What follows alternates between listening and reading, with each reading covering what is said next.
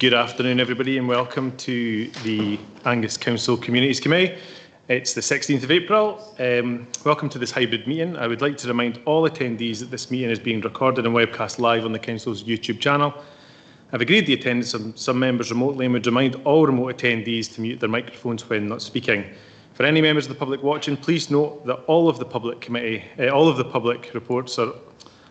reports are on the website, including details of the specific recommendations, which they're all on the Council's website. Now, before we get started, it's with great sadness that we learned the passing of former Forfar Councillor Colin Brown. This is the first meeting that we've had since we learned of his passing. He was a well-known face in Forfar, and he served the community as a local member for over 15 years. Colin was awarded the BEM, the British Empire Medal, in 2019 for services to the youth of Forfar and the surrounding area. So it's just was something that we wanted to know was passing at the start of this meeting today, and wish all the respect to his family and condolences to his family at this time. Okay, thanks. We'll move on then to... Oh, I see that Councillor Proctor has his hand up. Councillor Proctor. Councillor Proctor, you're muted. Yeah. Thank you very much, Convener. Just reference the late Colin Brown. Colin was Deputy Provost for about 3 years when I was Provost. He was a great man for the people of Forfar, as you quite rightly said, and he will be sadly missed. And thank you for bringing it up. Thank you, Councillor Proctor. Okay, we'll move on to the actual agenda today.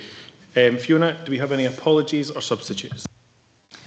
Convener, there's no apologies. We've got Councillors Cowdy, Proctor and Stewart joining us remotely, and the rest of the members are in the chambers.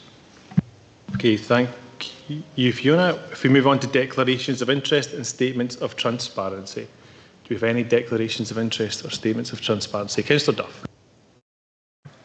Yes, just I think a statement of transparency that I am a council representative on the Tay Cities Joint Board, and that's item 7 and item 8, reports 11224 and 11324. Thank you, Councillor Duff. Any further statements of transparency or declarations of interest? Okay, Councillor Proctor. Convener, ditto what Councillor Duff. Thank you. Thank you, Councillor Proctor. We've got that. Okay, then we'll move on. Move on to the minutes of the previous meeting. We submit for approval the correct record. Do we agree that? Okay, and we move on to item 4, the possible exclusion of the public in press. The committee is asked to consider, in terms of our Standing Order 27.2, whether the public in press should be excluded during consideration of item 8, so as to avoid the disclosure of information which is exempt in terms of Part 1 of Schedule 7A to the Local Government Scotland Act 1973. Is that agreed? Okay, thanks everybody. We move on then to item 5, local landscape areas. It's 7 to 169 in your papers, and it's Jill Patterson to introduce.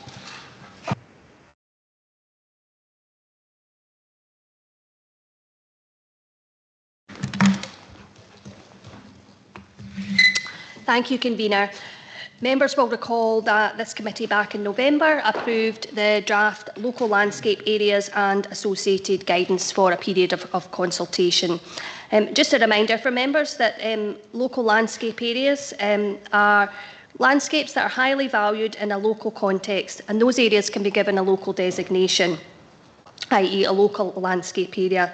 They were formerly often called special landscape areas or areas of great landscape value. The locations and the associated policy is identified through the local development plan, and the consultation included the guidance that accompanies these proposed designations.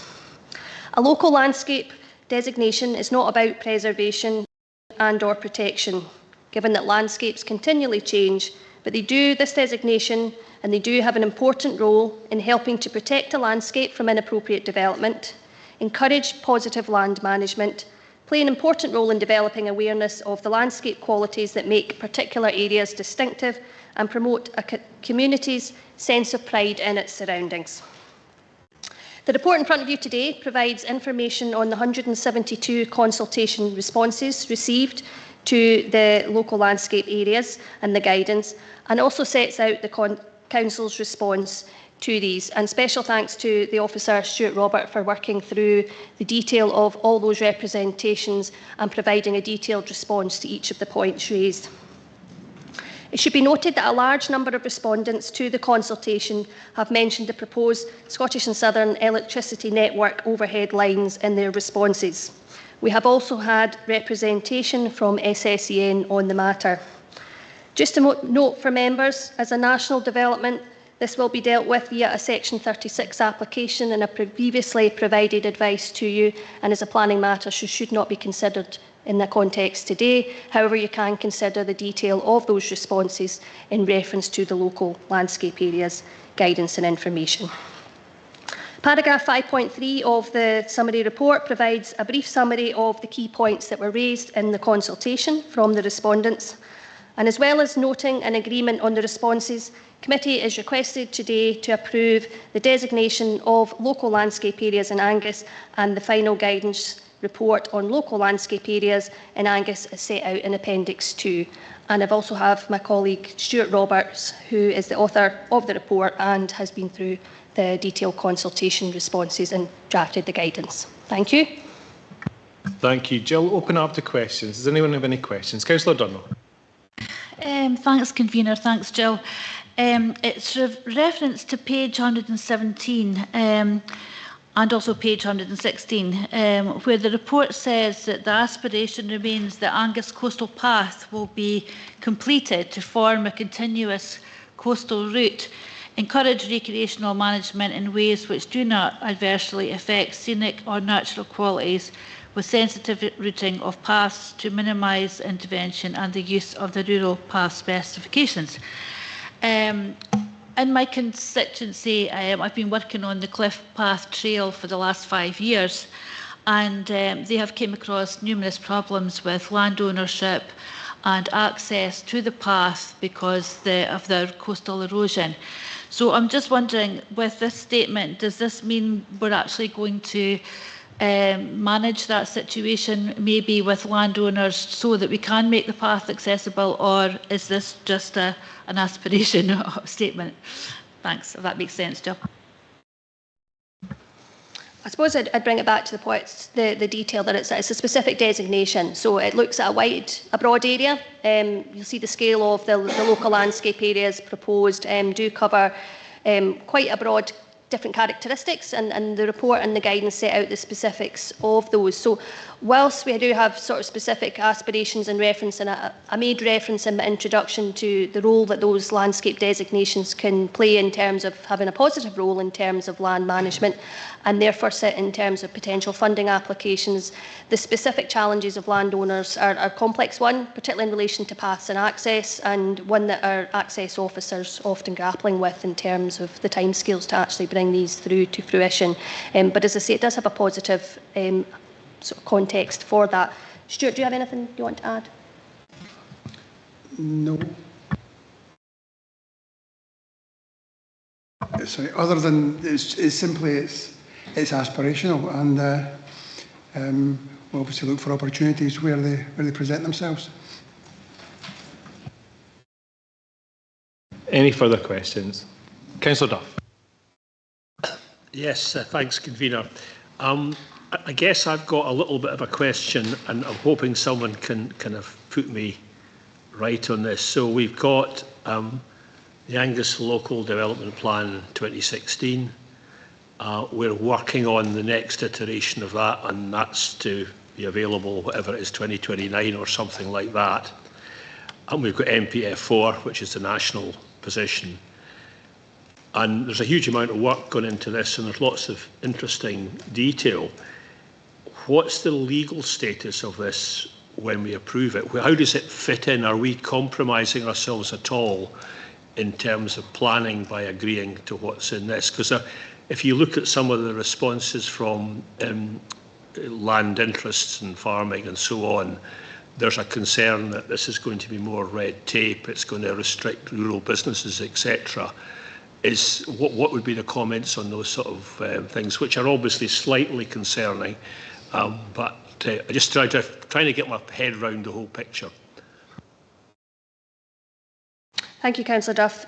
So policy PB6 of the existing Angus Local Development Plan in 2016 really recognised the value of local areas and the value of landscape, and actually through the related action plan had included a specific action to identify local landscape areas. So it was a specific reference in the local development plan. That guidance that we're looking to approve today will effectively form a material consideration as part of any planning applications that come forward, but its context is very firmly rooted in the 2016 local development plan. It will also form the basis of the evidence report for the next local development plan. So the new local development planning regulations require an awful lot more detail in terms of that baseline information that will come forward in front of members early next year. For that, it also sits quite firmly within the context of National Planning Framework 4 and Policy 4, natural places is specific to that, recognising that development plans, specifically local development plans, will identify and protect local, regional, national and internationally important natural assets on land and coasts. Okay, any further questions? Okay, we move on then to comments. Any comments? Councillor Melville. Yeah, thanks for that. I think this is a really good piece of work and it's very detailed. I think we can all agree that Angus is absolutely packed full of gorgeous landscapes and that we do need to do more to protect and enhance them. I really do look forward to seeing how this helps to inform the next local development plan.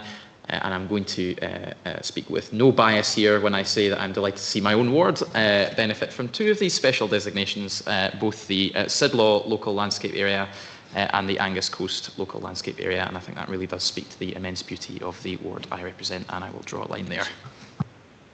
Thank you, Councillor Melville. Any further comments? Councillor Drunner? I would just like to say that it would be great if we could actually have a coastal path from Arbroath to as far as Montrose. And anyone that is willing to help with that, please get in touch with myself. Thank you. Thank you, Councillor Durno. Councillor Brace. Yes, just to thank Mr Roberts for a terrific amount of work that's gone into this, a very well-written and clear report. So thanks to him and all the others involved. Thanks. Thank you, Councillor Brace. Any further comments? Okay, then we'll move to the recommendations. The recommendations are recommendations 1, 2, 3 and 4. It's to note, agree, approve and authorise. Do we agree those recommendations? Okay.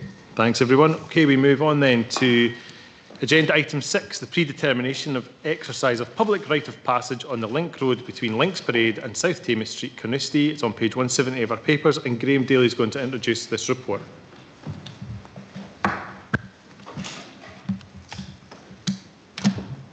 Thank you, Convener, and good afternoon, everyone.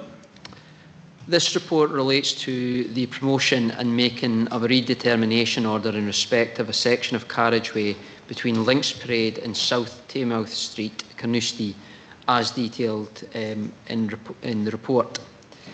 If confirmed, the order would restrict the use of the road to pedestrians, cyclists and equestrians only. The proposals contained in this report arise as a result of improvements made by the Council to the National Cycle Route Network 1 between Barry Station and Links Parade, Carnoustie. Okay, thank you. Graham, do you have any questions for this one? Councillor Cheap. Yeah, thanks, Convener. Graham, just totally in support of all of this, and I think what we're doing along on the cycle route around there is fantastic and very much welcomed by people in Carnoustie. This small area that you're talking about here, this will make it safer. But my question really here is, in the world we're in today, where people just go and ignore, things, can we make sure if we're doing this that we have bollards at either end of this? I know this place land very well, and cars still go down there, and simply redefining it, that will still happen. So if we can have a bollard placed at either end to stop that happening, so we actually have limited to cycle, wheels, pedestrians and equestrian for some reason down there, that would be great. But if we don't do that, believe me, people will ignore it and will continue to take their vehicles up there. I would like to bring in my colleague Andy Barnes, who's been involved with the making of this order and who I think may be better placed to answer that. I do know that there's no intention to or plan to do so, but perhaps Andy could maybe just answer your question directly. Yeah, thanks, Graham. Good afternoon, everybody. Thanks, Councillor Cheap. Yeah, this is something we will discuss with the Golf Links Management Trust, because I'm not quite sure at the moment whether or not they might still need access for maintenance. Now, we could consider the likes of a lockable bollard that the Management Trust would have a key, but that's something that we'll discuss with the Trust as we move forward if the report is approved. Just come back very quickly on that, Convener. Yeah, thanks, Andy. That's actually very helpful, and CGLMC, I think, will have an input to that. I'm thinking also about potential large golf. If the Open's back again, or Senior Open as it is this year, there will be potential need to use that. And so, yeah, that makes a very valid point that you've made. But if it could just be taken into consideration regardless of that, I'd appreciate that. Thank you. Thank you, Councillor Cheap. Any further questions? Any comments? Okay, we move to the recommendations. The recommendations are 1, 2 and 3 to approve, and instruct. Do we agree those recommendations? Agreed. Thanks, everyone. Okay, then we move on to agenda item 7, the Tay Cities Region Deal, Tay Cities Engineering Partnership.